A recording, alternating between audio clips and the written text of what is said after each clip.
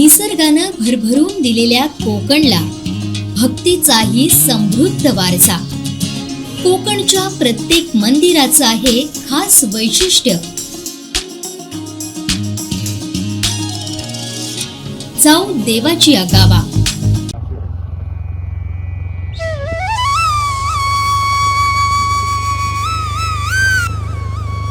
पाट गावाशी नातं असलेलं आंदुर्ले हे सुंदर आणि छोटसं गाव. निसर्गानं मुक्त हस्तानं या गावावर उधळण केली आहे. या गावात जाताना असलेली नागमोडी वळणं, गर्द वनराई पाहून मन तृप्त होतं. तुम्ही एकदा गावात आल्यावर तुमची पावलं मागे जायला कचरतील एवढं निसर्ग सौंदर्यानं नटलेलं हे गाव.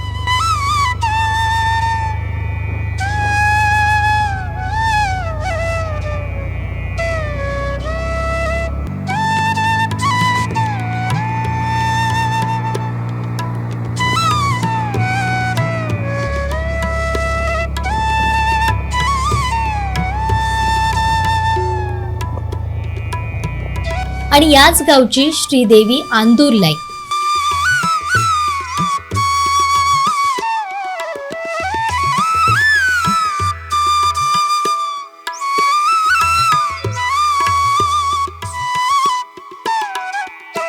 या देवीची मूर्ती पाहिल्यानंतर त्या मूर्तीचं वेगळेपण आणि सौंदर्य दिसून येतं.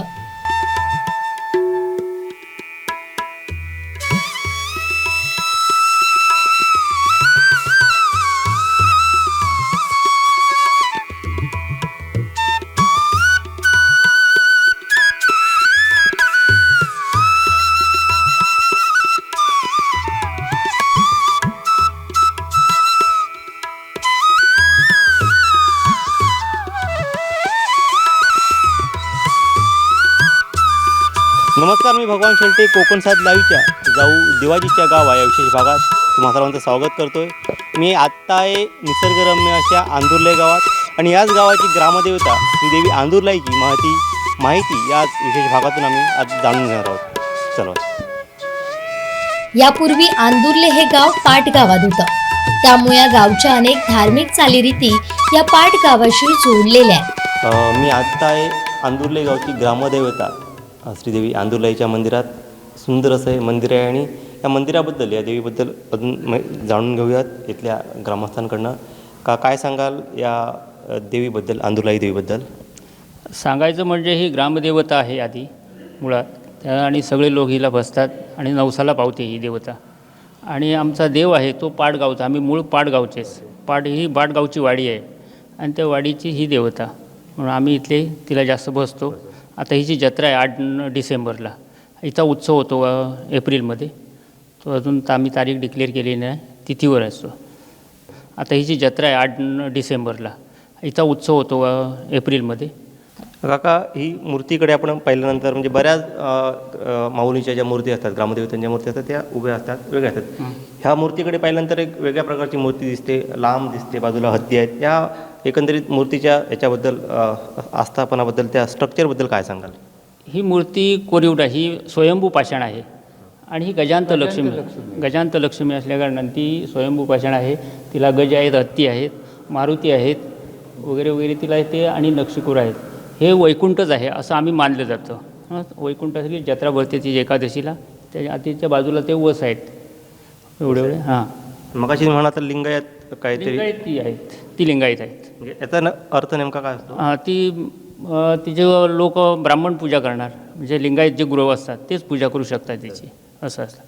आणि पंचायतांमध्ये अजून कुठची देवस्थान आहेत, कुठचे देव आहेत? आमचं आहे बाराचा पूर्वज आहे, तो जैन ब्राह्मण आहे. शिवपंचायतन आहे, तो ब्राह्मण आहे. त्याच्यानंतर परत आमचा बाराचा कुळाचार आहे, कुळ आहे. देव चामुंडेश्वरी येते आमच्यात, ती एक आहे. आणि देवभूम एक ते पंचायत. काका म्हणालात की मग अशी म्हणाला तसं काकांकडे येतो की या अगोदर हा पाट गाव होता आणि त्या गावाचं विभाजन झालं, ही म्हणजे आंदुर्ले वेगळं गाव झालं. त्याबद्दल काय सांगाल? वेगळं म्हणजे पूर्ण आमचं अजूनही गाव आमचं पाटच. अजूनही की नाही, आमचं जे मूळ देवस्थान आहे ते सकलेश्वर म्हणून. सकलेश्वर आमचा मूळ देव. सकलेश्वर म्हणजे काय देवता अजून मंदिर आहे तिथे? देवता आहे ते आमचे पाटला आहे, लिंगच आहे ते. म्हणजे साधारण सोय ह्याचं आपलं शंकराचं मंदिर कसं आहे कसं असतं तसं ते लिंग आहे. ते आमचं मेन देवस्थान सकलेश्वर म्हणून. त्याच्यानंतर मग ही आमची आंदुर्लाई, चामुंडेश्वरी, माऊली, सकलेश्वर, रवळनाथ म्हणजे पंचायतन आणि श्री आंदोलन चामुंडेश्वरी पंचायत असे आहेत ते. आमचं मूळ जे राहिले ते सकलेश्वर म्हणून आहे तिथे. तिथून मग रवळनाथ आहे तिथे जवळ. विभाजन झालं त्याचं. नंतर माऊली आहे, नंतर तिथे भूतनाथ आहे, नंतर आंदुर्लाई आहे, चामुंडेश्वरी अशी आमचं हे पंचायत आहे पूर्ण. म्हणजे ह्या देवीचे बहीण भाऊ असं हा हे 2 बहिणी, 3 बहिणी, हे आंदुर्लाई, चामुंडेश्वरी आणि माऊली. तसे सकलेश्वर, रवळनाथ आणि भूतनाथ. भाऊ हे भाऊ असं आमचं हे सगळं पंचायतन आहे. पंचायत हा ते दहीकाल्यानं जत्रेला किती साली झालं गावाचं विभाजन? 72 मध्ये गावाचं विभाजन म्हणजे फक्त ग्रामपंचायतचं विभाजन.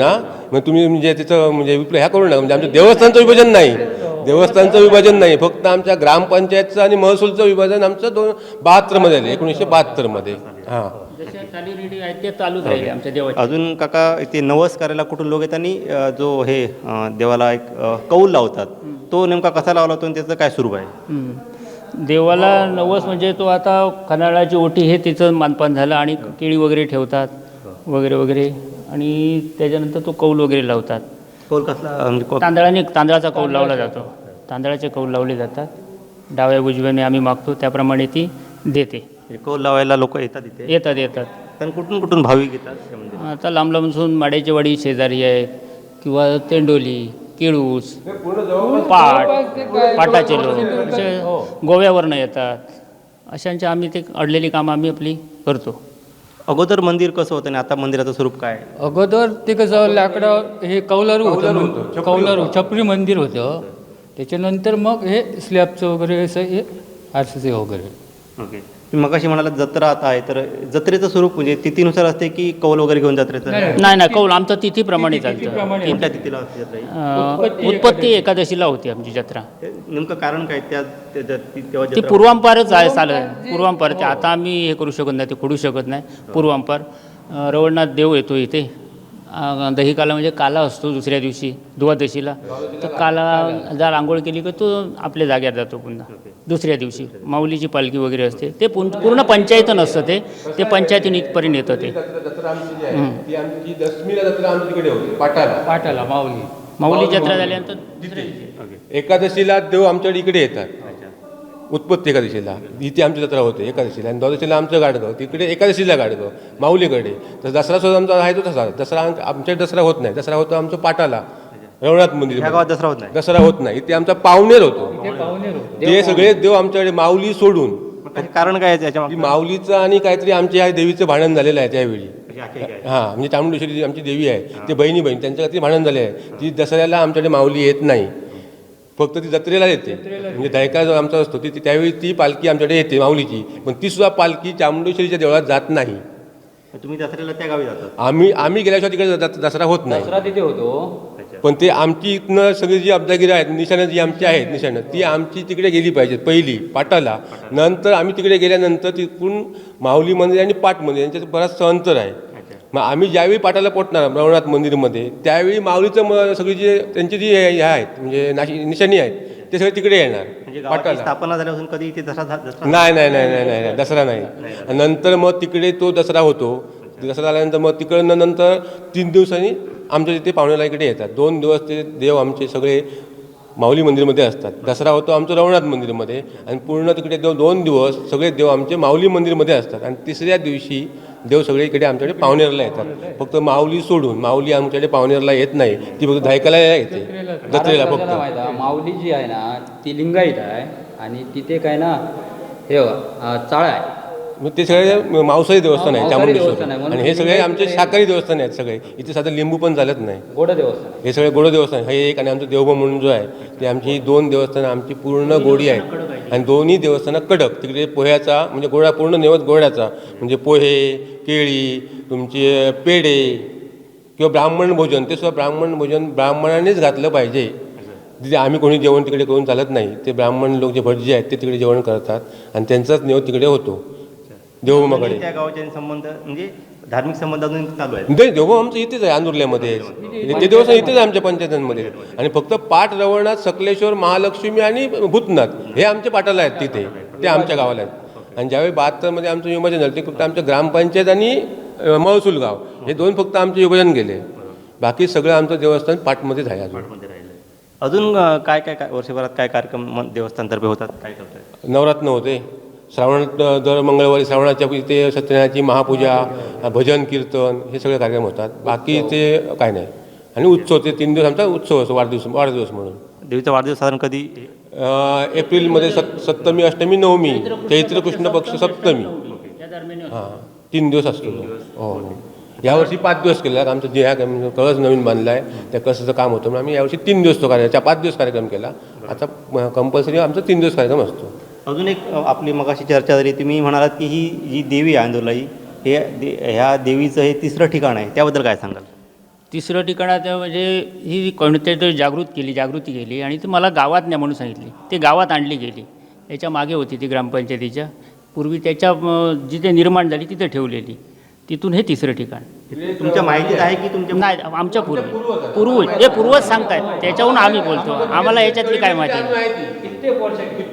त्याला खूप कालावधी होऊन गेला. तुम्ही ऐकू फक्त? आम्ही फक्त ऐकतो आणि आम्ही कथन केलं, बाकी आपल्याला हां पण तिथे अजून ते लोक पाहतात.